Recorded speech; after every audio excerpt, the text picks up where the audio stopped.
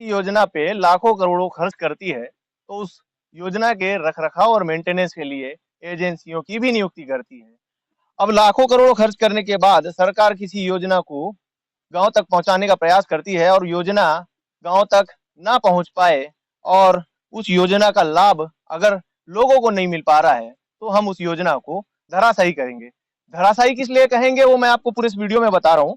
इस वक्त हम कोंटा जनपद के गोरगुंडा पंचायत में मौजूद है और यहाँ हमारे पीछे जो बायो टॉयलेट नजर आ रहा है, इसकी खरीदी लगभग 6 लाख रुपए में हुई है और मूलतः जिस पंचायत में ये इसे होना चाहिए था, ये उस पंचायत में नहीं है।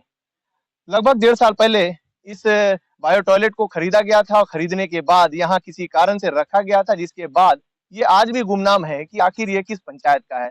आज हम यहाँ पर पहुंचे, यहाँ के जो मूल पंचायत की जो महिला सचिव हैं, उनसे हमने फोन में बात की और इसकी पूरी जानकारी जुटाई, तो ये मालूम पड़ा कि उनको भी नहीं मालूम है कि ये आखिर किस पंचायत का है। उन्होंने जनपद से इसकी जानकारी निकालने की बात कही। इसके ठीक बाद हम सीधे जल स्वच्छ भारत मिशन, जहां से इसकी खरीदी हुई है, वहां हमने जानकारी जुटाई, तो हमें मालूम पड़ा कि इसकी खरीदी लगभग साल से 1.5 साल पहले हुई थी और बड़ी मात्रा में पूरे प्रदेश के अलग अलग इलाकों में इसकी खरीदी हुई। और इसका जो मूल उपयोग है वो ये है कि जब भी किसी ग्राम पंचायत में जनसभा या जन शिविर लगता है, जिसमें शासन के नेता, मंत्री, मुख्यमंत्री या प्रशासन के अफसर किसी तरह का जनचौपाल लगाते हैं, तो उस दौरान वहां पर तत्कालीन रूप से शौचालय की व्यवस्था हो इसके लिए, और साथ ही ग्रामीण सामान्य तौर पर शौचालय का उपयोग करे, इसके लिए इसकी खरीदी बड़ी मात्रा में हुई थी। लेकिन इसका रखरखाव कहीं से नजर नहीं आ रहा। सबसे पहले मैं इसकी कमी खामियां मैं आपको गिनाऊंगा।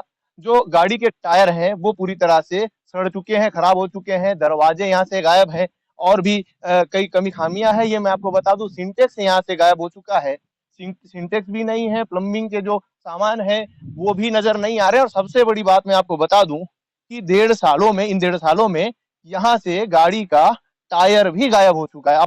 आप समझ सकते होंगे कि किस तरह से कोई योजना इन इलाकों में पहुंचती है और किस तरह से इसका बंदरबाट होता है, और इसका कोई माई बाप नहीं होता है जो ये जान सके कि जिस योजना पे सरकार ने लाखों रुपए खर्च किए, वो आखिर उस मूल पंचायत में पहुंची या नहीं पहुंची, उसका मेंटेनेंस कौन कर रहा है, उसका कितना उपयोग हो रहा है।